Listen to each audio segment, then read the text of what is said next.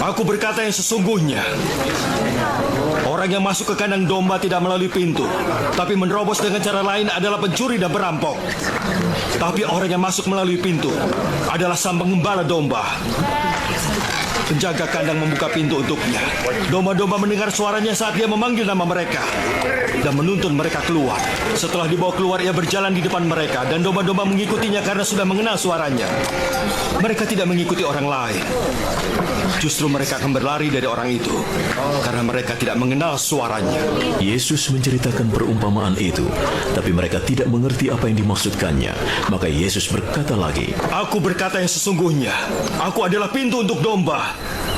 Yang datang sebelum aku adalah pencuri dan perampok. Domba-domba tidak mendengarkan suara mereka. Aku adalah pintu. Siapa yang masuk melalui aku akan selamat. Mereka akan keluar masuk dan mendapat makanan. Pencuri datang hanya untuk mencuri, membunuh, dan merusak. Aku datang supaya kalian mendapat hidup. Hidup yang berkelimpahan. Akulah gembala yang baik, yang memberikan nyawa untuk domba-dombanya. Ketika orang upahan, yang bukan gembala dan juga bukan pemilik domba, melihat serigala datang, ia akan meninggalkan domba-dombanya. Maka serigala akan menerkam dombanya hingga tercerai-berai. Orang upahan itu berlari sebab ia bekerja hanya untuk upah, tidak memperdulikan domba-domba itu. Akulah gembala yang baik, seperti Bapa mengenal aku dan aku mengenal Bapa. Begitu pula aku mengenal domba-dombaku dan mereka mengenal aku. Kuserahkan nyawaku untuk mereka.